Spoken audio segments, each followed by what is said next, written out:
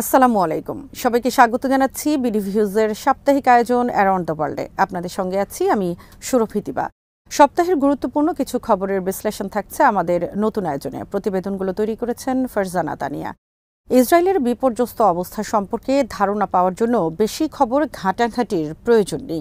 দেশটির প্রতিরক্ষা বাহিনীর একটি স্বীকারোক্তিকে সামনে রাখলে তাদের অনিবার্য পরাজয় আয়নার মতো স্বচ্ছ হয়ে ধরা দেবে। তারা বলেছে, গত বছরের ৭ই অক্টোবর থেকে তাদের প্রায় ৯,৫০০ আহত সেনা পুনর্বাসন বিভাগের শরণাপন্ন হয়েছেন। তাদের স্বীকারোক্তি অনুযায়ী ফিলিস্তিনি প্রতিরোধ যোদ্ধাদের বিরুদ্ধে লড়তে গিয়ে প্রায় ৩,৫০০ সেনা এমনভাবে সন্ত্রস্ত হয়ে পড়েছেন যে তারা আর যুদ্ধে ফিরতে চাচ্ছেন না। দেশটির প্রধানমন্ত্রী নেতানিয়াহুর মানসিক অবস্থা নড়বড়ে। তিনি একদিন যুদ্ধবিরতি আলোচনার জন্য পরিষ্কার সম্মতি দেন। আলোচনা কার্যকর করতে মন্ত্রীদের বাদ দিয়ে মোসাদ কর্মকর্তাদের নিয়োগ করেন। ঠিক পরের দিন এমন কিছু শর্ত জুড়ে দেন যা কূটনৈতিক মহলে শুধুমাত্র হাসির খোরাক হয়েছে।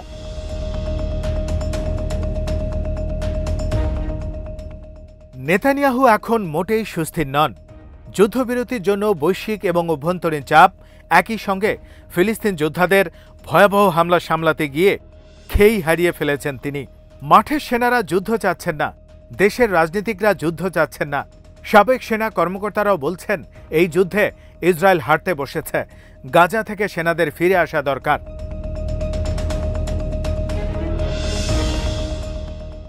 এই অবস্থায় তাকে বাধ্য হয়ে যুদ্ধবিরতির আলোচনায় বসতে হচ্ছে। অন্যদিকে এমন এক জায়গায় তিনি অবস্থান করছেন যেখানে যুদ্ধ বন্ধ হলে তিনি নিশ্চিতভাবে ক্ষমতা হারাবেন। এই ক্ষমতা হারানো মানে তার রাজনৈতিক জীবনের ভয়াবহ পরিসমাপ্তি। বহুবিধ দুর্নীতির দায়ে এরপর তাকে আজীবন জেলের ঘানিও টানতে হতে পারে। বলা চলে, নেতানিয়াহুর মতো এমন বাজে অবস্থায় এখন আর পৃথিবীর কোনো সরকার প্রধান নেই।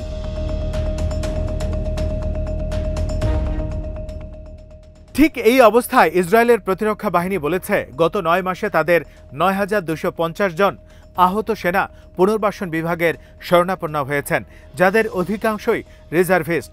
তারা বলেন, আহত সেনাদের ৩৭% মানসিক যন্ত্রণায় ভুগছেন। সোমবার দক্ষিণ গাজায় প্রতিরোধ যোদ্ধাদের হাতে ইঞ্জিনিয়ারিং কোরের এক কর্নেল নিহত হওয়ার খবর জানিয়েছে আইডিএফ। এর মাধ্যমে গাজা যুদ্ধে ৬৮০ জন সেনা নিহত হওয়ার কথা স্বীকার করেছে ইসরায়েল। ফিলিস্তিন প্রতিরোধ সূত্রগুলো অবশ্য বলছে, যুদ্ধে নিহত এবং আহত ইসরায়েলি সেনার সংখ্যা আসলে এর বহুগুণ বেশি।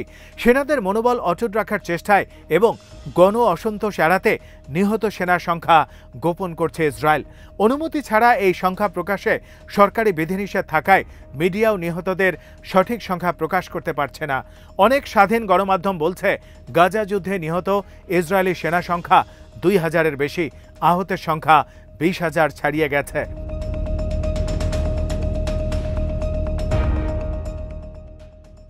ইসরায়েলি সেনাদের আহত ও নিহত হওয়ার বিপরীতে ফিলিস্তিনি যোদ্ধাদের অবস্থা নিয়ে ইসরায়েলের চ্যানেল 12 জানিয়েছে, ৯ মাস যুদ্ধের পর এখনও গাজায় হামাসের ভূগর্ভস্থ বেশিরভাগ টানেল খুব ভালো অবস্থায় রয়েছে।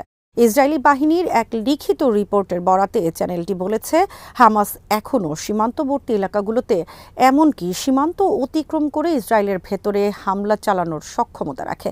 এতে বলা হয়, মধ্য গাজা ও দক্ষিণের রাফা অঞ্চলের প্রায় সর্বত্র এবং উত্তর গাজার সুজাইয়া এলাকায় হামাসের টানেলগুলো অত্যন্ত ভালো অবস্থায় রয়েছে। দক্ষিণ গাজার খান ইউনিস এলাকায় এর আগে ইসরায়েলি হামলায় ধ্বংসপ্রাপ্ত বহু টানেল এরই মধ্যে মেরামত করা হয়েছে বলে জানিয়েছে ইসরায়েলি বাহিনী।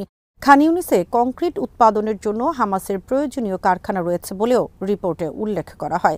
এতে বলা হয়, গত কয়েক সপ্তাহ ধরে ইসরায়েলি বাহিনী রাফায় হামাসকে প্রতিহত করে এলেও হামাস এখনও রাফাতেই ইসরায়েলি সীমান্ত পর্যন্ত পৌঁছে যাওয়ার মতো টানেল সংরক্ষণ করছে।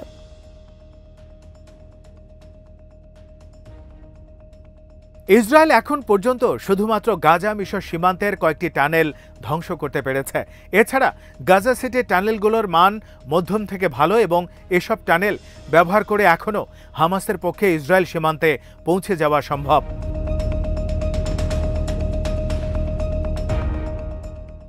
ইসরায়েলি বাহিনীর রিপোর্টে আরও বলা হয়েছে, সার্বিকভাবে এখনই যদি যুদ্ধ বন্ধ হয়ে যায় তাহলে হামাসের পক্ষে এখনও সীমান্ত পর্যন্ত বা সীমান্ত অতিক্রম করে আরেকটি হামলা চালানো সম্ভব।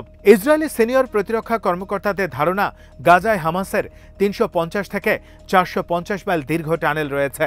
তবে হামাস কখনো তাদের টানেলের গতি প্রকৃতি ঘোষণা করেনি। অবশ্য তারা বলছে, গাজা উপত্যকার উপরের অংশের চেয়ে ভূগর্ভের অংশ অনেক বড়।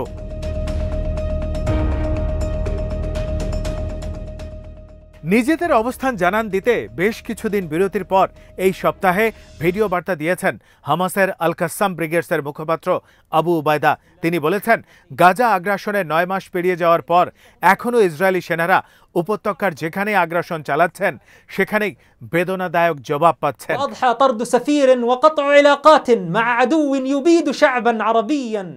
বার্তায় তিনি নিশ্চিত করেন, আল কাসামের জনবল অক্ষত রয়েছে। হাজার হাজার নতুন যোদ্ধা তাদের 24টি ব্রিগেডে যুক্ত হয়েছেন। প্রয়োজন হলে আরও কয়েক হাজার যোদ্ধা শত্রুদের বিরুদ্ধে যুদ্ধে নামতে প্রস্তুত। তিনি বলেন, 9 মাস পর এখনও আগ্রাসী বাহিনী প্রথম দিনের মতো আমাদের যোদ্ধার হামলার শিকারে পরিণত হচ্ছে। প্রতিদিনই ইহুদিবাদী সেনারা মারা পড়ছেন, তাদের ট্যাঙ্ক সহ অন্যান্য সাজোয়াজান ধ্বংস হচ্ছে এবং তারা অতর্কিত হামলার শিকার হচ্ছেন।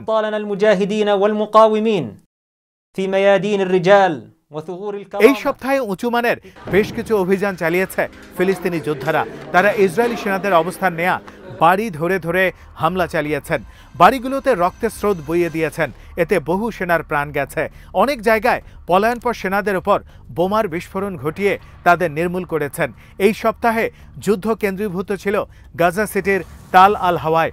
সেখানে সোমবার 6 সেনা সদস্য নিয়ে একটি পদাতিক টহল ইউনিটের উপর সফলভাবে রাদিয়া নামের অ্যান্টি পার্সোনাল এক্সপ্লোসিভ ডিভাইসের বিস্ফোরণ ঘটিয়েছেন তারা। বিস্ফোরণে ইউনিটের সব সেনা নিহত হন এবং তাদের শরীর ছিন্ন ভিন্ন হয়ে বিভিন্ন জায়গায় ছড়িয়ে পড়ে বলে জানা গেছে।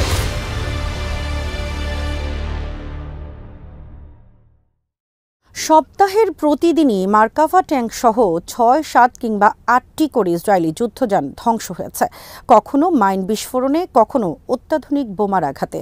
প্রতিদিনই ক্ষেপণাস্ত্র, মর্টার ও রকেট হামলার ঝড় তুলেছেন।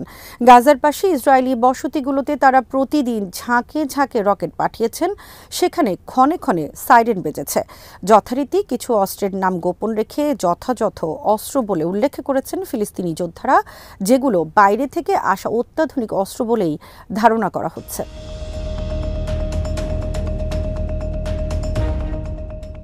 ইসরায়েলও বারবার হামাসের হাতে থাকা বিদেশি অস্ত্র নিয়ে উদ্বেগ প্রকাশ করেছে। তাদের দাবি, মিশর হয়ে টানেলের মাধ্যমে বিদেশি অস্ত্র পাচ্ছে হামাস।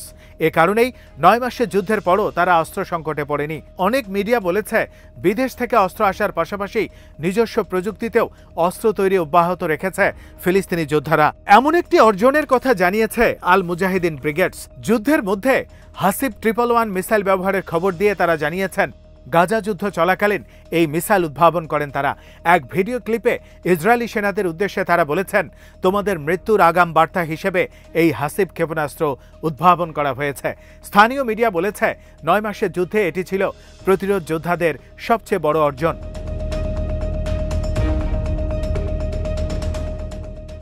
ফিলিস্তিনিদের সমর্থনে লেবানন থেকে যে ধরনের হামলা হচ্ছে তা অভূতপূর্ব। গাজায় ইসরায়েলি বর্বরতা বাড়ার সঙ্গে সঙ্গে হিজবুল্লাহর হামলার গতিও বেড়েছে। এই সপ্তাহে ইসরায়েলে প্রতিদিন 10 থেকে 15 দফা অভিযান চালিয়েছে তারা। এক নাগারে 100-150 কিংবা 2 শতাধিক কাতুষা রকেট নিক্ষেপের ঘটনা ঘটেছে। ঝাঁকে ঝাঁকে আত্মঘাতী ড্রোন গিয়ে লক্ষ্যবস্তুতে নিখুঁতভাবে আঘাত এনেছে। এতে বহু সেনা মারা গেছে, বহু নজরদারি যন্ত্রপাতি ধ্বংস হয়েছে।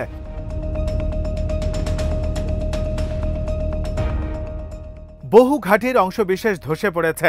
অনেক স্থানে বড় ধরনের অগ্নিকাণ্ড ঘটেছে। মার্কিন ম্যাগাজিন দ্য আটলান্টিক সোমবার লিখেছে, হিজবুল্লাহ এবং হামাসের বিরুদ্ধে জয়ের যে দাবি করছে ইসরায়েল, তা সের্ফ বিপজ্জনক বাগাড়ম্বর। ইসরায়েলি রাজনীতিবিদ এবং কর্মকর্তাদের বরাত দিয়ে ম্যাগাজিনটি লিখেছে, লেবাননের বিরুদ্ধে সম্ভাব্য ইসরায়েলি যুদ্ধের লক্ষ্যমাত্রা কখনো পূরণ হবে না।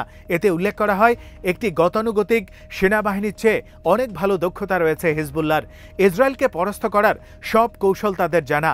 হিজবুল্লাহর হামলায় উত্তরের বসতিগুলো থেকে 10 লাখ বসতি স্থাপনকারীর অন্তত 1/4 বাস্তুচ্যুত হয়েছে বলে এই সপ্তাহে উল্লেখ করেছে ইসরায়েলি সংবাদ মাধ্যমগুলো।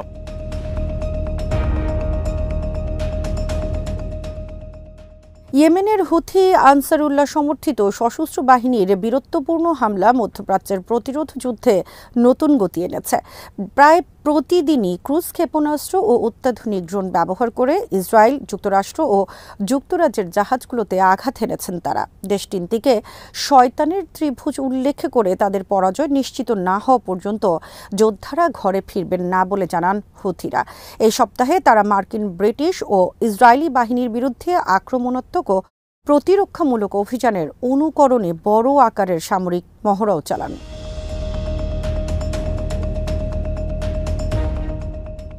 ইয়েমেনের হুথি আর্মির মহড়ার নাম দেয়া হয় তুফান আল মুদাম্মার বা ধ্বংসাত্মক ঝড়। হুথিদের চালানো অন্যতম বৃহত্তম এই অনুশীলনে ড্রোন বাহিনী, আর্টিলারি ইউনিট, স্নাইপার দল, অ্যান্টি আর্মার ইউনিট, পদাতিক বাহিনী, সাঁজোয়া বাহিনী ও কম্ব্যাট ইঞ্জিনিয়ারিং ইউনিট অংশ নেয়।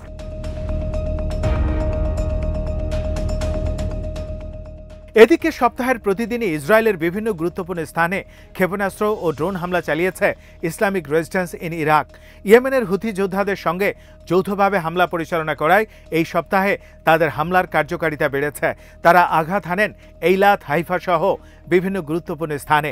সেখানে সেনাঘাঁটি, কয়েকটি পাওয়ার প্ল্যান্ট ও তেলের ডিপোকে টার্গেট করেন তারা।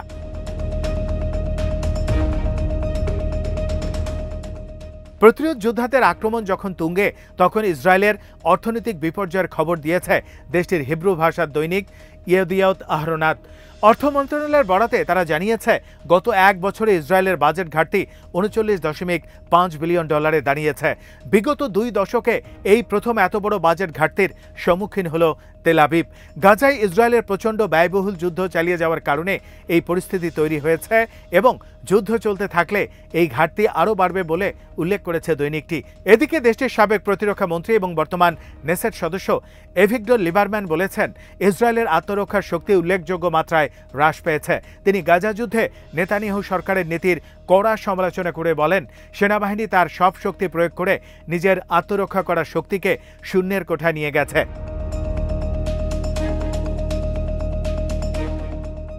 এই অবস্থায় নেতানিয়াহুর জন্য ক্ষমতায় থাকা এবং ক্ষমতা ত্যাগ করা দুটি বিপজ্জনক হয়ে উঠেছে।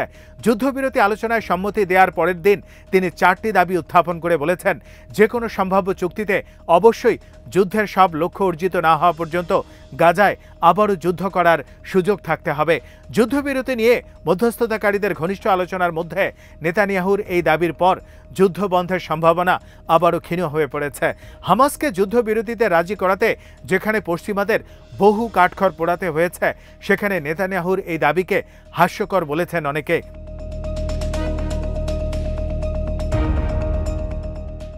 এদিকে গাজায় যুদ্ধবিরতি প্রতিষ্ঠা করে সেখানে আটক পণবন্দীদের মুক্ত করার দাবিতে ইসরায়েল জুড়ে বিক্ষোভ চলছে। লাখো মানুষ অংশ নিচ্ছেন বিক্ষোভে। তারা রাজধানী তেল আবিবের প্রধান হাইওয়ে বন্ধ করে দিচ্ছেন। বিক্ষোভকারীরা বলছেন, নেতানিয়াহু ছাড়া ইসরায়েলের শীর্ষ পর্যায়ের সব কর্মকর্তা হামাসের সঙ্গে যুদ্ধবিরতি চুক্তি চান, কিন্তু নেতানিয়াহু তার ব্যক্তিগত রাজনৈতিক স্বার্থে বিভিন্নভাবে চুক্তি বানচালের চেষ্টা করছেন। যুদ্ধবিরতি চুক্তি প্রতিহত করার জন্য নেতানিয়াহু যেসব প্রচেষ্টা চালাচ্ছেন তা বানচাল করে দেওয়ার জন্য সেনা কমান্ডারদের প্রতি আহ্বান জানিয়েছেন বিক্ষোভকারীরা।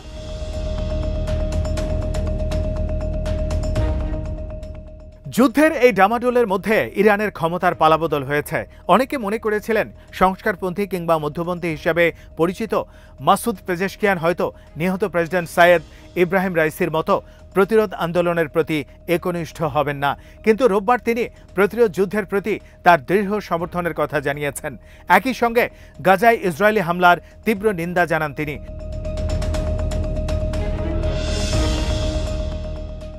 প্রেসিডেন্ট নির্বাচিত হওয়ার পর পেজেশকিয়ানের এটি ছিল প্রথম কোনো পররাষ্ট্রনীতি বিষয়ক মন্তব্য। এক বার্তায় তিনি বলেন, প্রতিরোধের অধিকারের প্রতি সমর্থন ইরানের মৌলিক নীতি এবং প্রতিরোধ যুদ্ধ গাজায় ইসরায়েলি বর্বরতা বন্ধ করবে বলে আমরা বিশ্বাস করি।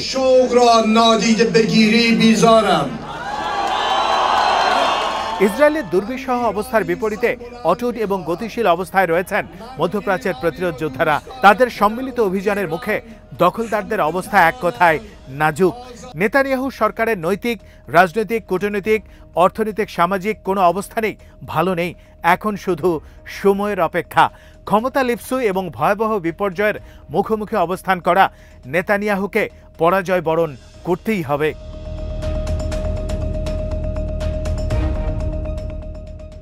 আজ এখানেই শেষ করছি। সবাই ভালো থাকুন, সুস্থ থাকুন আর দেখতে থাকুন বিডিভিউজ। চ্যানেলটি ভালো লাগলে সাবস্ক্রাইব করুন। সংযুক্ত থাকুন আমাদের ফেসবুক পেজে। আল্লাহ হাফেজ।